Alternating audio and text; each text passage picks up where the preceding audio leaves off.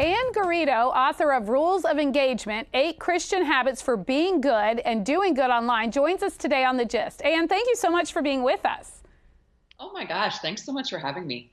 Tell us a little bit about your background and what inspired you to write this book. Great question. Well, I'm probably not the normal person to be writing on social media. I'm actually a theologian. I teach in a seminary in St. Louis at Aquinas Institute. And one of our mottos is Veritas, truth, as a Dominican school. So I've been really fascinated by questions of truth. How do we know what's true? And then where are we having conversations about truth in today's society?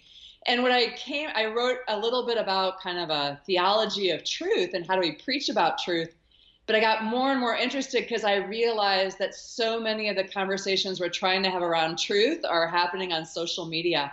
So it led me down kind of a interesting path for myself there. I began to do more research on social media and how it's impacting us and how we're talking about truth there. That's so good. I mean, it's such an important conversation because social media, for better or for worse, it's here to stay. It's where a lot of conversations are happening. But it's such an unknown, and we have to figure out what this thing is because it's really having a big impact. So on that note, say a friend or a relative shares something on social media that you find really upsetting and you don't agree with. What's a good response to that? You know, I've been pondering that a lot. And even since I wrote the book, I would say that my own thinking on this continues to evolve.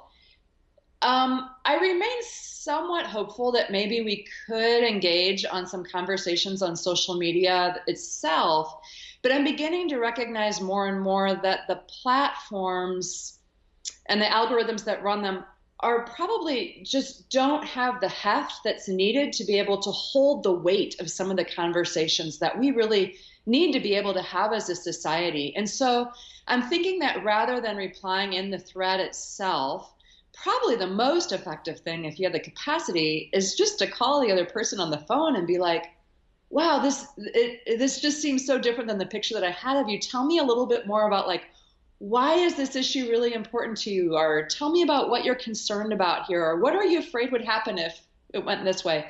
In lieu of being able to have a face-to-face or a phone conversation, maybe first trying on private messaging rather than posting publicly that I'm not in harmony with this.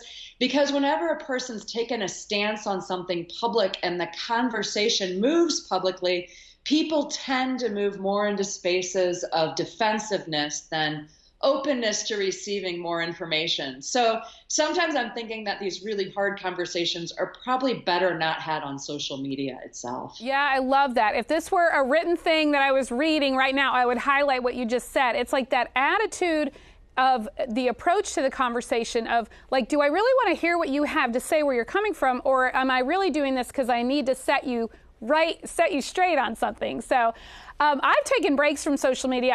I love Instagram, and then all of a sudden I love it until I don't love it, you know, and so I'll take breaks. How do we maintain balance in enjoying it and using social media with the temptation to let it consume us, like trying to get likes versus just being there and enjoying it? I think, as we've been hearing in the news of late, that there's actually features that are built into social media platforms that are meant to try to be pretty addictive. For example, the scrolling feature, or the fact that they know by what we've looked at in the past what's going to keep us on for longer and longer periods of time.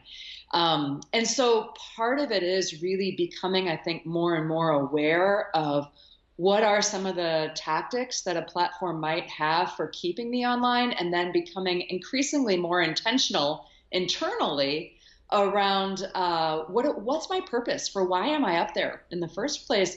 What am I actually hoping to gain out of it? Am I gaining this? And how do I kind of cultivate my feed to make sure that it's giving me what I'm looking for and not things that I'm not? So setting boundaries on how much time I'm willing to spend, setting a time of the day, turning off notifications, all these kinds of things can help me to create some boundaries. Yeah, intentionality with it, I think, has helped me a lot too. I love that. Maybe a good next book for you, Anne, would be like Ignatian Spirituality and Social Media. Like, how does this make me feel? Do I feel good or do I feel bad?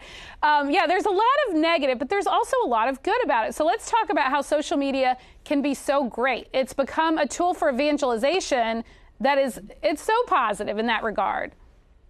You know, it has been. It's a place where I've gotten a lot of information. I've read a lot of articles that I probably wouldn't have ever seen otherwise. So it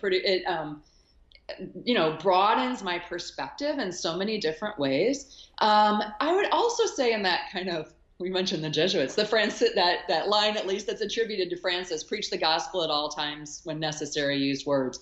So part of in my own writing on it hasn't even been how can we explicitly evangelize, though we could do that too. But just by the quality of person, my character, how I show up online, that's part of my Christian witness in the world. How I manage these tough conversations online, that's part of my Christian witness. So I think that is also part of our evangelization. I love that. And it's so true, being who God made each one of us to be, is Catherine of Siena, right? And we'll set the world on fire. And social media, there can be such a temptation to be somebody we aren't, so it's another example of really being who we're supposed to be. And that can be such a good, positive thing. How can we use social media as a tool and have fun, but have boundaries for ourselves? And you touched on this before, but maybe a couple of really practical approaches to that. Yeah, one of the things that I did for myself, and I did it when I was writing the book, was actually to begin by creating a mission statement for myself, or a purpose statement. Like, why am I on social media? What am I hoping to get from this? And for me, I'm really clear about the fact I want to remain in contact with some people and network with some people who otherwise in daily life, because I get, I'm living in one geography, I wouldn't have the opportunity to intersect with. So I know I want it for purposes of connection. I want it for purposes of forwarding causes and concerns that are really, really important to me in my life as a Christian. So I'm going to focus in and make sure that the time that I'm spending on social media is particularly aligned with my own purpose. And that helps me, I think, keep a little bit of boundaries. I also make sure I have one time a day when I'll check in, maybe two, and I try not to go in there at any other time other than that unless it's for a real specific purpose. That's really smart. Okay, tell us where we can learn more about your work and get a copy of your book. My site is annegarrido.com. I post all my own resources there and my own newsletter there. But you can get the book through there, or you can get it through Amazon.com or through on my website. I list a couple of kind of independent booksellers so that maybe we can spread out the resources a little bit further. Share the love. Anne, thank you so much for being with us today, and keep up all the good work. This is such an important thing to be talking about. Thank you so much. Thanks for having me and for all that you're doing on this front too.